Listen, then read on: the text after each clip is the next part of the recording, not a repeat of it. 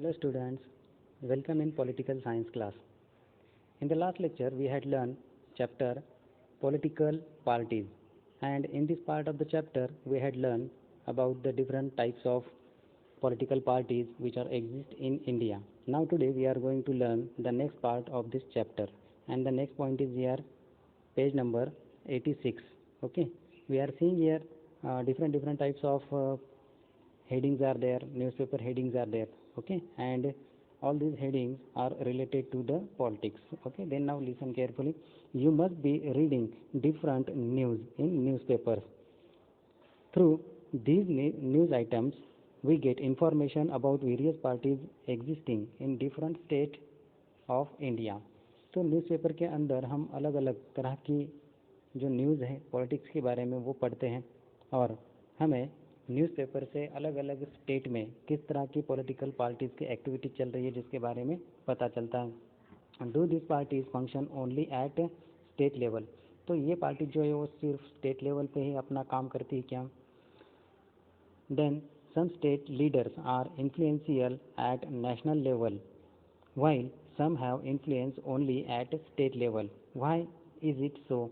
तो कुछ state leader जो होते हैं उनका इन्फ्लुएंस पूरे नेशन के ऊपर होता है, और कुछ जो लीडर हैं स्टेट लीडर्स हैं उनका इन्फ्लुएंस सिर्फ अपने स्टेट की तरफ होता है. तो ऐसा क्यों है? Okay, then with the help of such questions we will try to get information about various regional parties in India. तो इन क्वेश्चंस के साथ हम जो है इंडिया के अंदर जो अलग अलग तरह के रीजनल पार्टीज़ हैं जिनके बारे में इंफॉर्मेशन ले रहे हैं, we will study some of the regional parties from different part of India. तो इंडिया के अलग अलग पार्ट में से जो भी रीजनल पार्टीज़ हैं उनकी स्टडी हम यहाँ पे करने वाले हैं. Okay, in India we find people speaking different languages and having different tradition and culture. तो इंडिया के अंदर अलग अलग लैंग्वेज बोलने वाले, अलग अलग ट्रेडिशन वाले और कल्चर वाले लोग हैं. They belong to different part of India. तो इंडिया के अलग अलग पार्ट से वो बिलोंग करते हैं. We see different regions have their own language. तो उनके डिफरेंट रीजन में डिफरेंट लैंग्वेज हम देख सकते हैं. You have already studied different geographical regions in Maharashtra. Maharashtra के अंदर डिफरेंट जोग्राफिकल रीजन्स के बारे में भी आपने स्टडी किया हुआ है. In Maharashtra there exist geographical and cultural diversity. तो महाराष्ट्र के अंदर जोग्राफिकल और कल्चरल डाइवर्सिटी एग्जिस्ट है. Then Maharashtra is different from Madhya Pradesh and Karnataka. Maharashtra ये जो है वो मध्य प्रदेश और कर्नाटक से डिफरेंट है. The feeling of affinity adopted about our language and region gradually turn into identity, unconsciousness and finally gives rise regionalism. तो मतलब जो भी द फीलिंग ऑफ एफिनिटी जो होती है वो लैंग्वेज की या अपने रीजन की एफिनिटी वहाँ पे जो बताई जाती है, मतलब जो लैंग्वेज और रीजन उसकी जो प्राउड लोगों के दिलों में आ जाती है ना, वो बढ़ती जाती है. और उसकी वजह से आगे चल कर के क्या होता है कि वो अपनी आइडेंटिटी उस लैंग्वेज या उस रीजन के साथ वहाँ पे कनेक्ट करना शुरू कर देते हैं, और टोटली वो अनकॉन्शियस या कॉन्शियसनेस वहाँ पे पूरा अपनी आइडेंटिटी का उस लैंग्वेज के या रीजन के लिए वहाँ पे दे देते हैं, और जिसकी वजह से फाइनली रीजनलिज्म शुरू हो जाता है, बढ़ता है. People start thinking primarily about interest. शुरू में जो पीपल हैं वो क्या सोचते हैं, किस चीज़ में इंटरेस्ट लेते हैं, and develop their own region. उनके रीजन की डेवलपमेंट के बारे में सिर्फ इंटरेस्ट लोग लेते हैं. They start feeling proud of their language. उसके साथ साथ उनके लैंग्वेज की जो प्राउड है वो भी उनके दिलों में बढ़ती जाती हैं. Then literature, tradition, history of social reform, then educational and cultural movement, and this gives rise to the development of linguistic identity.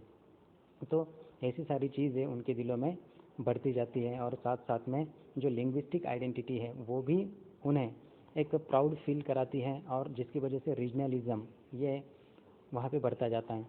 Regional identity develops from the consciousness about the development of region. तो ये जो regional identity है वो reason की development के consciousness से जुड़ी हुई है. And the feeling of people belonging to the region should have claim over resources and employment opportunities. आगे चल करके वहाँ के लोग जो है वो ये भी क्लेम करना वहाँ पे शुरू कर देते हैं कि वहाँ के जो रिसोर्सेज हैं, वहाँ की जो एम्प्लॉयमेंट अपॉर्चुनिटीज़ हैं, वो सिर्फ उनके लिए ही है.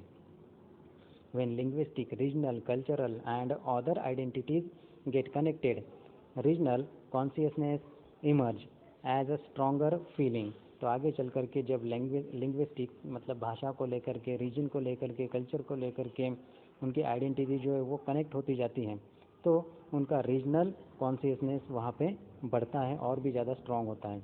Sometimes it gives rise to independent political parties और प्रेशर ग्रुप्स ऑफ मूवमेंट्स. तो आगे चल कर के लोगों के दिलों में ये जो मतलब फीलिंग वहाँ पे बढ़ती जाती है, वो एक पॉलिटिकल पार्टी में, एक इंडिपेंडेंट ऐसी पॉलिटिकल पार्टी में फॉर्म हो जाता है या एक प्रेशराइज ऐसा ग्रुप मूवमेंट वहाँ पे शुरू हो जाता है.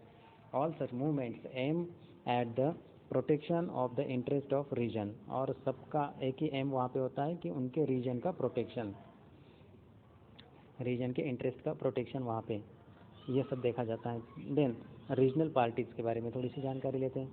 Regional parties are those groups in the region who have a proud feeling about the different identity of their region and who complete to get political power with the objective of regional development.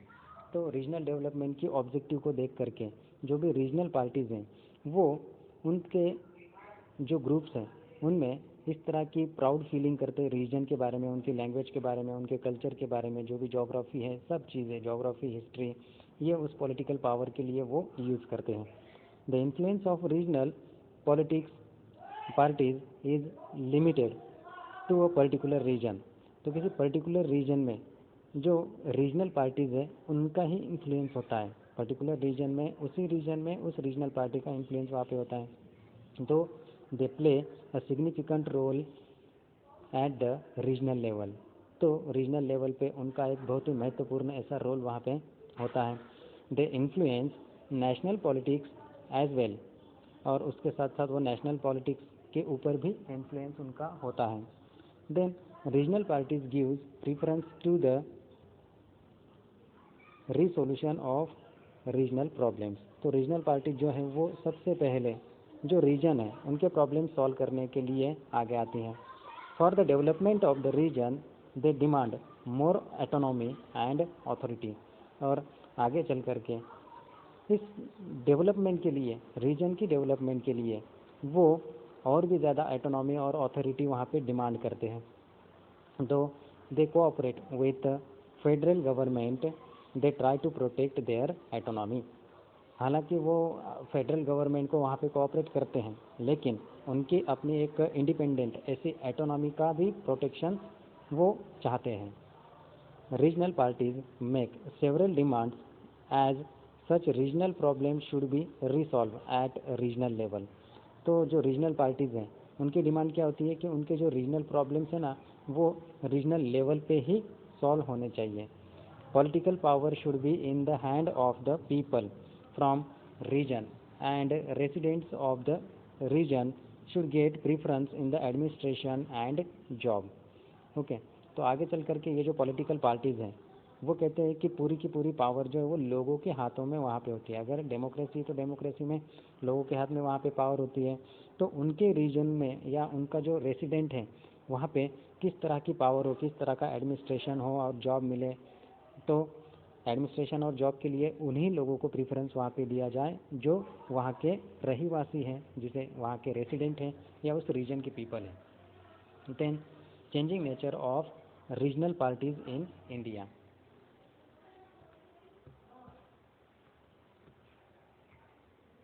Changing nature of regional parties in India. Regional parties came into existence in India in the post-independent period. तो post independent period के बाद regional party वहाँ पे exist होने लगी. However, over the year their nature and role has changed significantly. आगे चल कर के ईयर टू ईयर जिस तरह से वक्त बीतता गया तो उनका नेचर मतलब रीजनल पार्टीज़ का नेचर और रोल वहाँ पे चेंज होते गए. Initially regional identities gave rise to the separatist movement. तो शुरू में सेपरेटिस्ट मूवमेंट के लिए रीजनल आइडेंटिटीज़ वहाँ पे बताई जाती थी। The demand for the independent Khalistan then Dravidistan were made with the objectives of parting from the Indian Federation and exist as an independent state। तो कुछ स्टेट जो है वो अपने इंडिपेंडेंट स्टेट भी वहाँ पे चाहते थे, जैसे कि खालिस्तान है, द्रविडिस्तान है, वो इंडिया के फेडरेशन से बाहर आकर के अपना इंडिपेंडेंट स्टेट वहाँ पे एग्जिस्ट करना चाहते थे। Regional parties from Punjab, Tamil Nadu and Jammu and Kashmir have made such demands. तो इस तरह की डिमांड और किसकी थी? पंजाब की, तमिलनाडु, जम्मू कश्मीर, ऐसे जो भी स्टेट है उनकी अपनी इंडिपेंडेंट स्टेट के लिए डिमांड्स वहाँ पे थी। Then the demand of regional parties gradually changed. आगे चल करके ये जो डिमांड है वो चेंज होती गई। Instead of an independent state, तो इंडिपेंडेंट स्टेट के अलावा they started demanded more autonomy. आगे चल करके वो अलग से ऐसा स्टेट उन्हें नहीं चाहिए था, लेकिन उन्हें ज़्यादा से ज़्यादा स्वतंत्रता, स्वतंत्र अधिकार उन्हें वहाँ पे चाहिए थे, ऑटोनॉमी वहाँ पे उन्हें चाहिए थी। This was the second stage in the development of regional parties. तो ये रीजनल पार्टीज़ की डेवलपमेंट की सेकेंड स्टेज बताई जाती है। दिस स्टेज बिगैन आफ्टर 1990 के बाद ये स्टेज शुरू हुई थी। The regional parties demanded that for the development of the region people from region should get power at state and national level. तो जो रीजनल पार्टीज़ हैं उनकी डिमांड क्या थी? तो रीजन की डेवलपमेंट के साथ साथ वहाँ के जो पीपल हैं, वहाँ के जो रीजन है, उनकी पावर स्टेट के साथ साथ नेशनल लेवल पे भी हो। For example Shivsena, then Telugu Desam etcetera. The development of regional parties in north east show different trend. तो नॉर्थ ईस्ट की तरफ की जो रीजनल पार्टीज है वो अलग ट्रेंड वहाँ पे बता रही थी। किस तरह का? They gave up their demand of separatism and have started demanding autonomy. तो वो मतलब सेपरेट होना चाहते थे और उनकी और भी डिमांड थी कि वो एक ऑटोनॉमी उन्हें चाहिए थी, स्वतंत्र अधिकार उन्हें चाहिए थे। The regional parties from north east और now entering in mainstream of national politics. तो आगे चल करके ये जो रीजनल पार्टी है नॉर्थ ईस्ट की तरफ की, उन्होंने ये उनकी डिमांड छोड़ दी और अब नेशनल पॉलिटिक्स के एक मेन स्ट्रीम में वो आ गए हैं। In short we can say that role of regional parties in India has pass through various phases. तो अलग अलग फेसेस से ये जो रीजनल पार्टीज़ हैं उनके रोल वहाँ पे गए हुए हैं। From separatism to autonomy and now towards entry into main stream national politics. तो शुरू में उन्होंने अपने सेपरेट रीजन के बारे में, स्टेट के बारे में बोला, बाद में उन्हें अपनी ऑटोनॉमी चाहिए थी, आगे चल करके वो क्या कहने लगे कि नेशनल पॉलिटिक्स के वो एक मेन स्ट्रीम में आ गए या आना चाहते हैं, आने के रास्ते में हैं। Okay, then coalition politics is one of the consequence of their increasing influence in national politics. तो ये जो कोलिएशन पार्टीज़ हैं वो अपना नेशनल पॉलिटिक्स के ऊपर अलग सा एक इन्फ्लुएंस वहाँ पे बढ़ाने की कोशिश कर रहे हैं। In India we have many regional parties. It is not possible to know about all such parties in this chapter. तो बहुत से सारे रीजनल पार्टी हमारे इंडिया के अंदर, सबके बारे में हम जानकारी नहीं ले सकते। We will study some parties as respectively of India's east, west, north and south region. तो इंडिया के चारों जो रीजन है, ईस्ट, वेस्ट, साउथ और नॉर्थ रीजन, तो उनमें जो भी रिस्पेक्टिव ऐसी पार्टीज हैं उनके बारे में हमने स्टडी करने की कोशिश यहाँ पे की है। The next part is their some major regional parties as shown below. कुछ मेजर रीजन पार्टीज के बारे में यहाँ पे बताया गया है, जैसे कि शिवसेना, ये उसका सिंबल है ना, बो और एरो। तो इसके कुछ ऑब्जेक्टिव्स यहाँ पे दिए गए हैं, ऑब्जेक्टिव दिए गए हैं। मेन पॉलिटिकल पार्टी इस्टेब्लिशमेंट, ये पॉइंट अच्छी तरह से आपको पढ़ना है। नेक्स्ट जो है वो शिरोमणि अकाली दल, और उसके बाद Jammu and Kashmir national conference. Then next parties वहाँ पे बताई गई है, जैसे कि आसाम गण परिषद, देन द्रविड़ मुन्नेत्रम कलझम, तो उसका ये सिंबल बताया गया है राइजिंग सन। ओके, तो ये इंफॉर्मेशन आपको रीड करके और फिर सेल्फ स्टडी इसकी करनी है।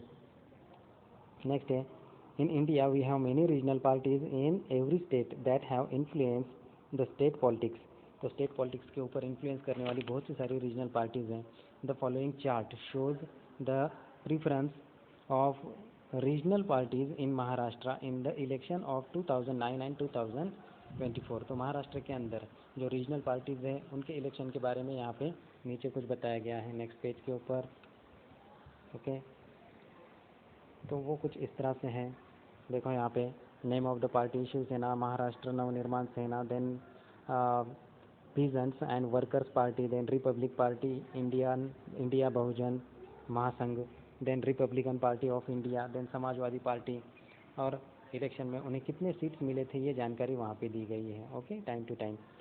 In this chapter, we took a review of national and regional political parties in India. तो इंडिया के नेशनल और रीजनल पार्टीज़ के बारे में हमने यहाँ पे रिव्यू लिया, जानकारी ली है. In the next chapter we will try to understand the importance of social movement in our life. हमारे लाइफ के अंदर सोशल मूवमेंट का इम्पोर्टेंस क्या है वो नेक्स्ट पार्ट में हम पढ़ने वाले हैं. Okay, by this way we have completed this chapter. I hope that you have understood all the points of this chapter. Okay, bye, take care.